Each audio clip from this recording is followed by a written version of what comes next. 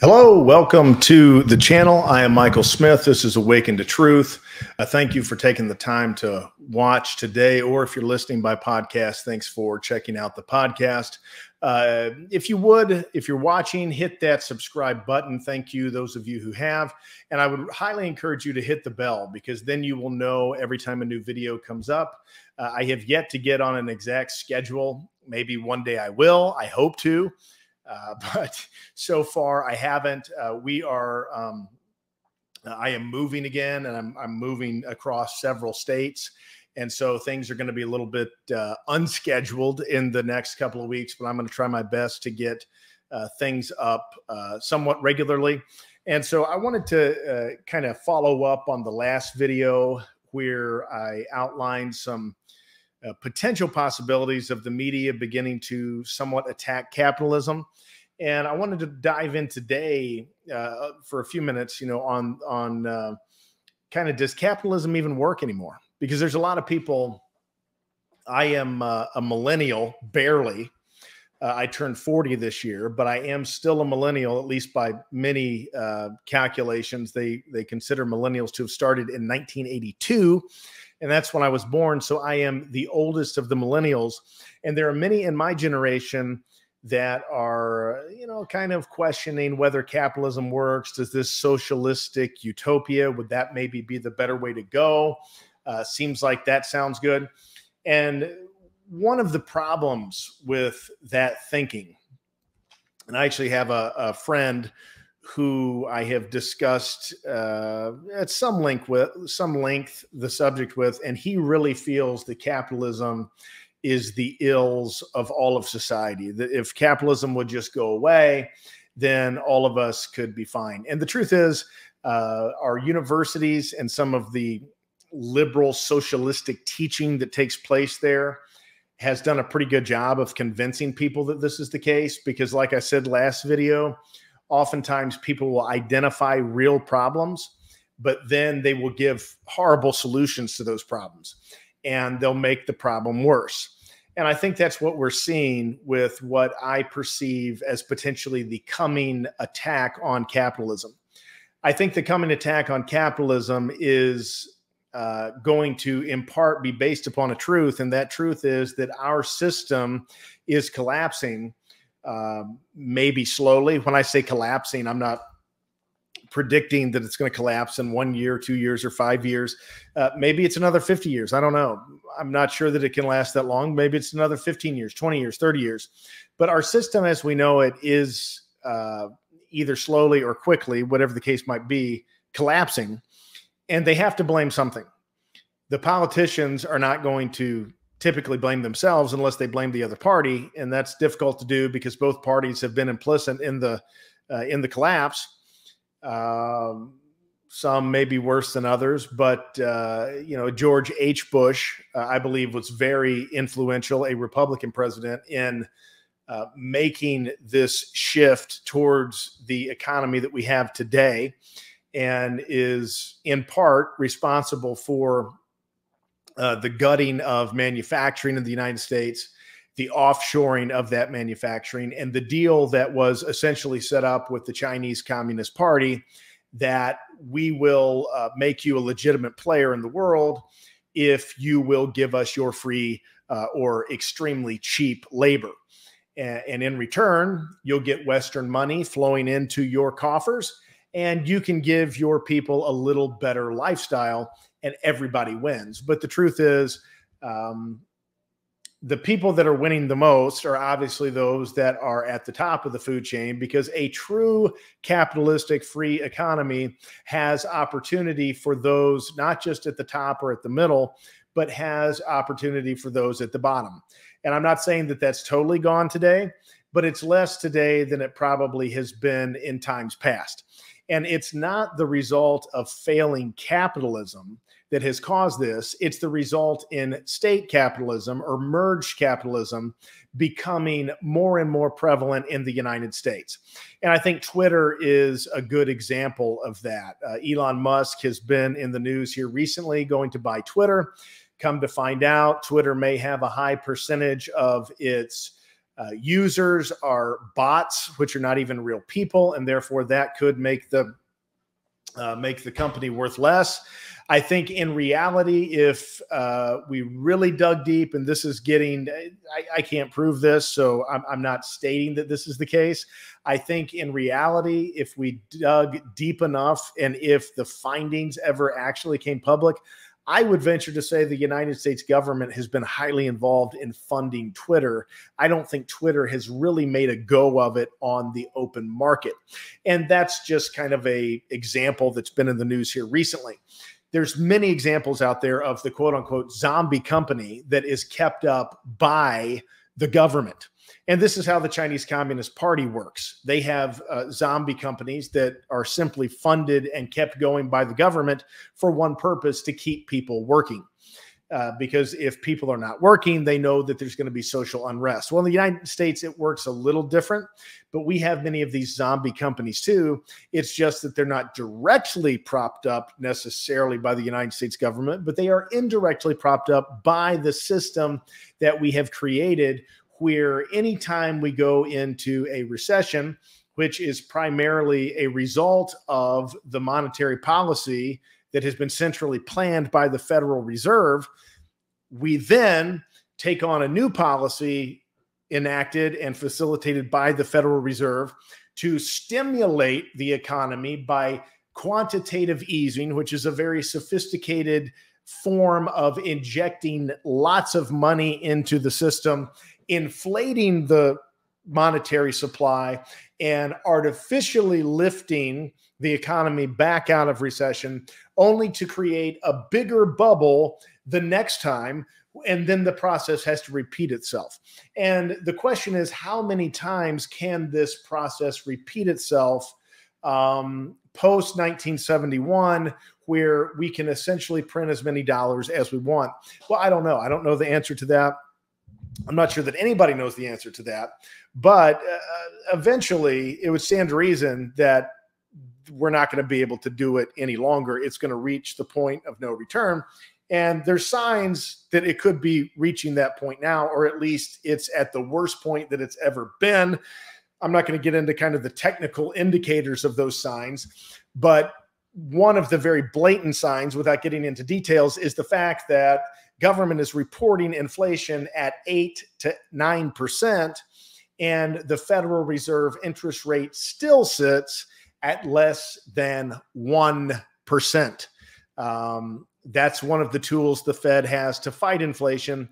And as you see, either they are incredibly unsure of that tool, or maybe they know that that tool really cannot work any longer due to the incredible amount of debt that the United States has acquired, some $30 trillion of national debt. But anyhow, let me get into kind of some of the details of this system that is not capitalistic, that's breaking down, but I think you can probably look for them to begin to blame capitalism for the breakdown. You see, there is an economic school of thought out there called Keynesianism by Keynes, John Maynard Keynes. And he believed that the government should intervene into the economy. And by and large, the United States has engaged in this Keynesian economics. And I believe that as sophisticated as it can be, as as wonderful as they can make the theory sound, I think at the end of the day, Keynesian economics is destined to fail. And I think that we're beginning to see the fruit of that failing. And in fact, Keynes himself wrote in one of his books that by a continuous process of inflation, governments can confiscate secretly and unobserved an important part of wealth of their citizens. By this method, they not only confiscate, but confiscate arbitrarily. And while the process impoverishes many, it actually enriches some. The process engages all of the hidden forces of economic law on the side of destruction, and does it in a manner that not one man in a million can diagnose. That is directly from Keynes. And we are seeing that take place right now. The growing divide between the wealthy and the poor is not the result of capitalism. It's the result of government intervention and meddling in the capitalistic system and taking a free market and making it only partially free, but also significantly government planned. And anytime you begin to introduce those artificial stimuli to the economy, you begin to have incredibly bad, unpredictable, and unsatisfactory results for the economy at large, or the larger economy. But you will have some that will greatly benefit from this. And that's why the rich are getting richer, the middle class is getting wiped out, and the poor are falling farther and farther behind, because there has been unjust weights set to the, when I say unjust weights, the scale has not been even. Somebody has put their finger on the scale. And I didn't plan to get into this, but I feel like that's something that the Lord is displeased with in this nation. That this nation has presented itself as freedom for all, when in reality, for many years now, it has been finger on the scale for many, or actually not for many, but for few, and great disadvantage or difficulty for the many.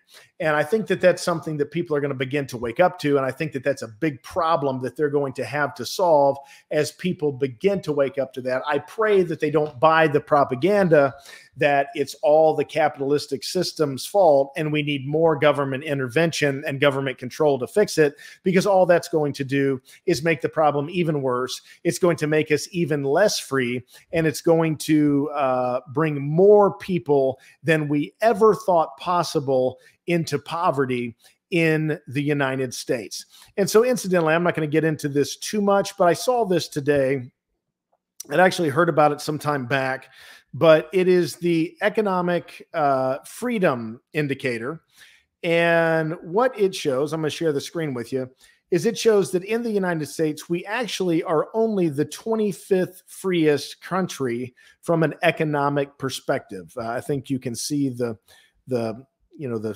chart there. We're number 25 on the economic freedom scale. So we're not the freest country from an economic perspective. We're certainly not by far the worst. We're definitely in the top half, but there are other countries that actually do a better job in economic freedom than we do.